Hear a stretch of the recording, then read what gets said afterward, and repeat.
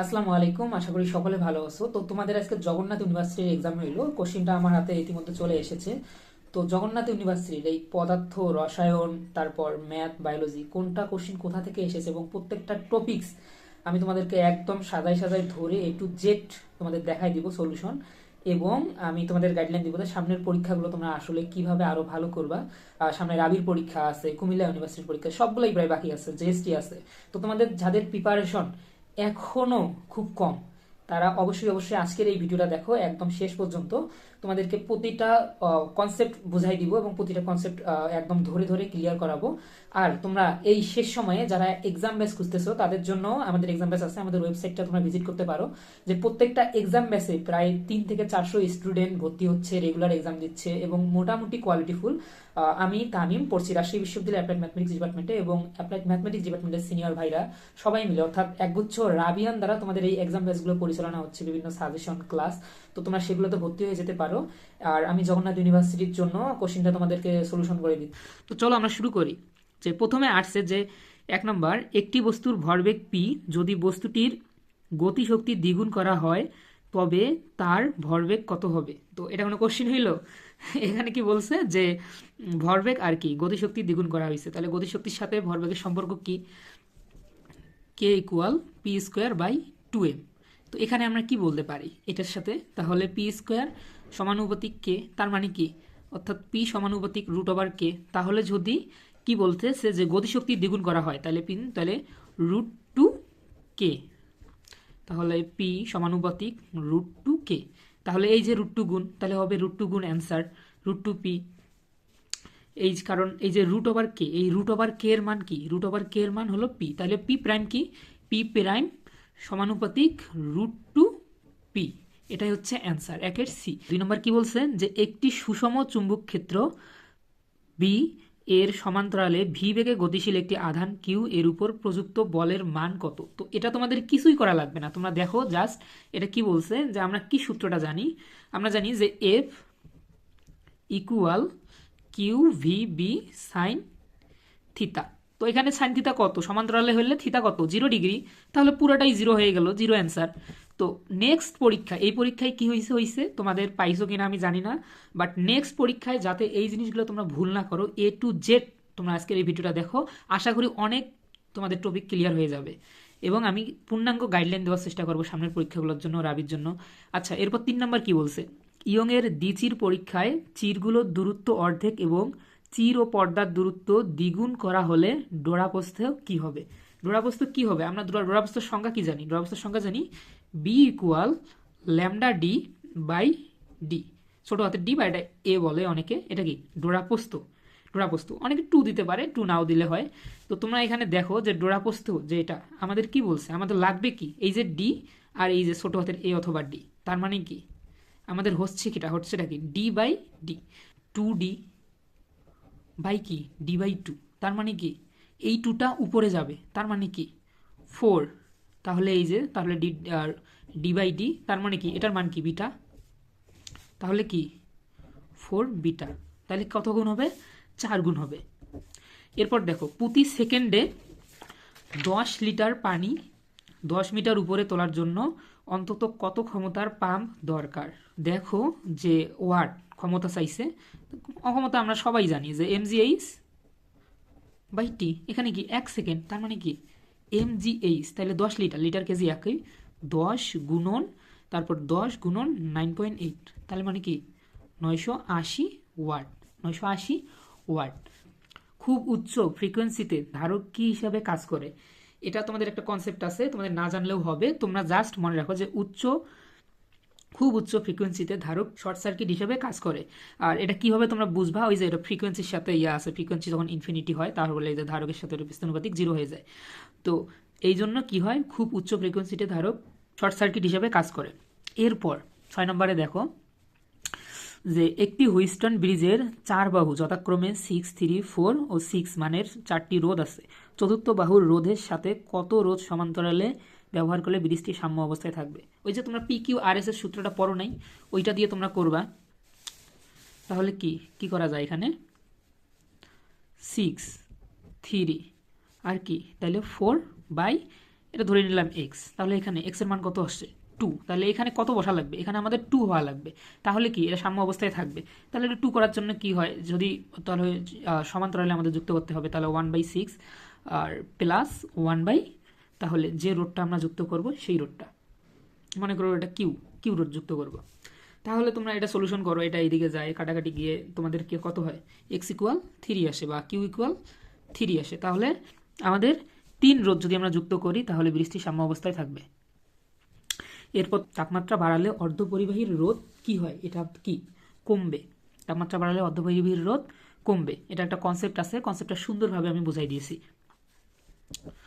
এরপর দেখো কোনটির সান্দ্রতা সব থেকে বেশি।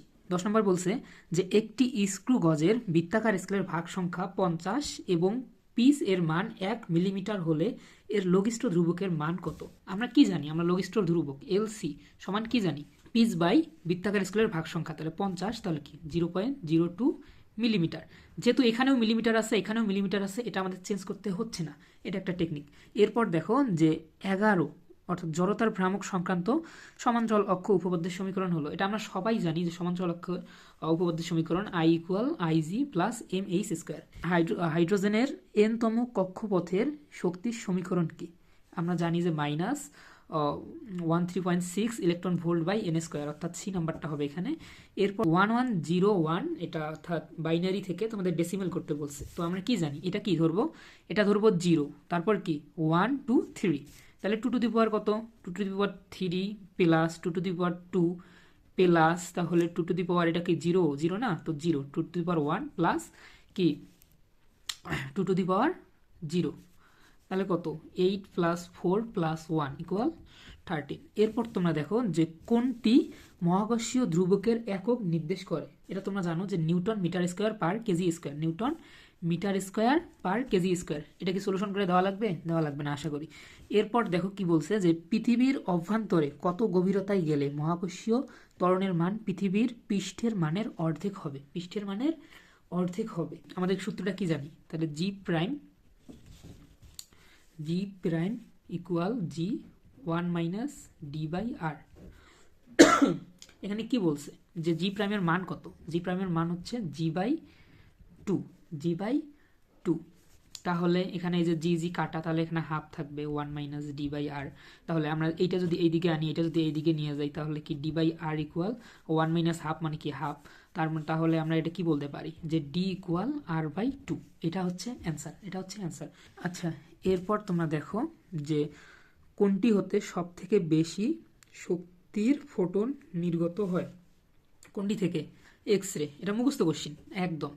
এরপর কি 27 ডিগ্রি সেলসিয়াস তাপমাত্রায় কোনো গ্যাসের চাপ এত হলে 127 ডিগ্রি সেলসিয়াস তাপমাত্রায় চাপ কত হবে। এই 18 নম্বর কোশ্চেনটা অ্যাভেলেবেল, তোমরা এখানে কি করবা, P1 18 number P1 by T1 equal P2 by কত T2, এটা সূত্র দিক করে দিলেই 18 নম্বরের অ্যান্সার চলে আসে। তো আমরা এইদিকে গেলাম না, তার মানে তাহলে 18 নম্বরের অ্যান্সারটা আমি একদম সরাসরি বলে দিই যে 6 ইন্টু 10⁵ প্যাসকেল। এরপর দেখো রুদ্রতাপীয় প্রক্রিয়ায় আদর্শ গ্যাসের সমীকরণ কি, রুদ্রতাপীয় প্রক্রিয়ায় আদর্শ গ্যাসের সমীকরণ অর্থাৎ 19 নাম্বারটা, এটা তোমরা সবাই জানো যে TV gamma minus 1, TV to the power gamma minus 1। এরপর কি একটি গোলকের ভিতর 4 ইন্টু 10⁻³ কুলম্ব চার্জ আছে, গোলকের পৃষ্ঠে মোট বৈদ্যুতিক ফ্লাক্স কত। এই কোশ্চিনগুলো দেখে আমি কেন জানি না যে সবাই তোমরা ভয় পাও, বাট এই কোশ্চিনটা আজকে দেখো তোমাদের কত সহজ আমি সলভ করে দিই। 20 নম্বর বৈদ্যুতিক ফ্লাক্স কি, মনে করো কি ধরলাম, থিটা ধরলাম বা এটা ধরলাম, বৈদ্যুতিক ফ্লাক্স কি আধান বাই এই যে ইপসিলন নট, আমি জাস্ট ক্যালকুলেশনটাও তোমাদেরকে দেখাচ্ছি। এরপর দেখো আধান কত 4 গুণন 10⁻³ কুলম্ব বাই ইপসিলন নটের মান কত 8.854 গুণন 10⁻12।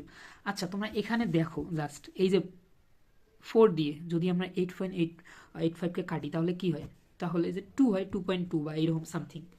আচ্ছা বুঝছো, এইটা হয়। এরপর আমরা কি করব, এই যে এটা যদি উপরে যায় তাহলে কি হবে, এটা প্লাস হবে 10 টু দি পাওয়ার কি কত হবে 12 হবে, এটা কত আছে 10 টু দি 3 আছে, তাহলে 9 হবে, বুঝো নাই। তাহলে আমরা যদি এখানে 10 দিই, 10 গুণন 10 টু দি পাওয়ার কত 8, 10 কত হচ্ছে 8 হচ্ছে। তাহলে আমরা যদি এই যে 2.2 দিয়ে 10কে কাটি তাহলে 5 হয়, এখানে আরও 2 একটা এক্সট্রা আছে মানে 0.2 আছে, তার মানে কি 5-এর একটু কম, তার মানে কত 4.5 গুণন 10⁸ newton metre square per coulomb. তাহলে এটা হচ্ছে অ্যান্সার। তো এত সহজ জিনিস কিভাবে তোমরা পারো না বলো?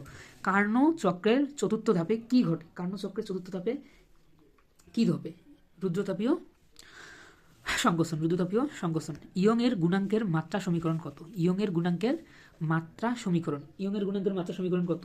M L inverse T inverse 2, M L inverse T inverse 2। এটা সরাসরি মুখস্থ, বাট তোমরা ইয়া দিয়ে বের করতে পারো। এরপর কি বলছে? কমন এমিটার এমপ্লিফায়ার ট্রানজিস্টরের ইনপুট ও আউটপুট সিগন্যালের মধ্যে কত ডিগ্রির ফেজ পার্থক্য থাকে? এটা 180 ডিগ্রি, তোমরা মুখস্থ করে নিও। কত ডিগ্রি? 180 ডিগ্রি। একটি ভেক্টর আর ইকুয়াল এত এর একক ভেক্টর আর এর স্কলার গুণফল কত হবে? আচ্ছা, এর স্কলার গুণফল আসছে, তোমরা এটা ইয়া করে দাও, বর্গ করে দাও। তাহলে কত? রুট ওভার, তাহলে 5² প্লাস 2² প্লাস 3² কত হয়? 25 প্লাস 4 প্লাস 9, তাহলে কত হয়? Root over 38। এটা অ্যান্সার। তোমরা সহজ সহজ জিনিসগুলো যদি তোমরা ভুল করো কি হবে? বস্তুর উপর প্রযুক্ত বল, বলের লব্ধি যখন শূন্য হয় তখন কি? লব্ধি শূন্য, এফ সমান কি? M A. তাহলে এফ সমান এম এ, তো এম তো কখনো মানে করো জিরো হইতে পারে না, তাহলে এ জিরো। বুঝছো? তাহলে ত্বরণ শূন্য। এরপর দেখো, একটি স্থির পুকুরের পানির উপর থেকে 2 মিটার গভীরে ছোট একটি মাছ অবস্থান করছে। মাছরাঙা পাখির নিকট ওই ছোট মাছটিকে কতটুকু গভীরে মনে হবে? উল্লেখ্য বায়ুর সাপেক্ষে পানির প্রতিসরণাঙ্ক 1.33। আচ্ছা, 26 নম্বরটা দেখো যে আপাত গভীরতা কি? আপাত গভীরতা হচ্ছে স্থির পুকুর পানির উপর থেকে যে 2 মিটার গভীর দেখা যাচ্ছে এইটা বাই তোমাদের এই প্রতিসরণাঙ্কর মানটা, তাহলে কত হবে? 2.1.33, 2/1.33। এটার মান কত হবে? এর মানটাই অ্যান্সার। শোনো, তোমাদের একটা টেকনিক শিখাই দেই। তুমি যখন দেখবা যে আমি ম্যাথগুলো পাচ্ছি না, তখন দেখবা এটা উপরে এটা নিচে, অর্থাৎ ভাগ গুণ ভাগ এসব করে কোনো উত্তর মিলতেছে কিনা। এটা একদম একটা শর্টকাট টেকনিক, তবে এটা যদি তোমরা খুব বেশি, অর্থাৎ অনেক বেশি দাগাই ফেলছো, কনফার্ম করে ফেলছো, তখন না। এটা জাস্ট হয়তো তোমার দেখতেছো যে আমরা হয়তো 2 মার্ক যদি আমি কনফার্ম করতে পারি তাহলে আমার হবে, তাহলে তুমি 4টা এরকমভাবে করতে পারো, এবং এটা বেশিরভাগগুলো হয়ে যায় আসলেই। বুঝছো? তাহলে এটার মান কত? 26। এটা কত হতে পারে? তাহলে 1.3, তাহলে এটা 1.5 এর মতোই মনে করো। এরপর কত? 27 নম্বর। একটি ব্যাটারির অভ্যন্তরে রোধ 1 ওহম ভোল্টমিটার দিয়ে ব্যাটারির তড়িৎচালক বল মাপলে 1% ত্রুটি পাওয়া যায়। ভোল্টমিটারের রোধ কত? দেখো এই 27 নম্বরটা অ্যান্সার 99 ওহম। কিছু কিছু জিনিস আছে আমাদেরকে যে এডমিশন টেস্টে একদম মুখস্থ করা লাগে। ভোল্টমিটারের পাল্লার বৃদ্ধিতে গাণিতিক সমস্যা অনুযায়ী 1% ত্রুটির জন্য রোধ সাধারণত 99 ওহম হয়। বুঝছো? এটা একটা ডাটাই আছে। এরপর দেখো 28 নম্বর। কাজের পরিমাণ সবচেয়ে বেশি হয় যখন বল ও প্রযুক্ত সরণের মধ্যে কোণের মান, এটা কি আরো করা লাগবে? এরপর দেখো যে পৃথিবীর ঘূর্ণন না থাকলে পৃথিবীর পৃষ্ঠের কোনো স্থানে বস্তুর ওজন কি হবে? এটা অবশ্যই বৃদ্ধি পাবে। এরপর দেখো, একটি তরঙ্গের কম্পাঙ্ক 2 হার্জ হলে 2 মিনিটে কয়টি তরঙ্গ উৎপন্ন হবে? তাহলে কি পূর্ণ তরঙ্গ সংখ্যা সমান কি কম্পাঙ্ক গুণন সময়, কম্পাঙ্ক গুণন সময়। তাহলে 2 গুণন মিনিট, তাহলে 60 গুণন 2, অর্থাৎ 2 মিনিট 60। আচ্ছা, তাহলে কত হয় এটা? 240।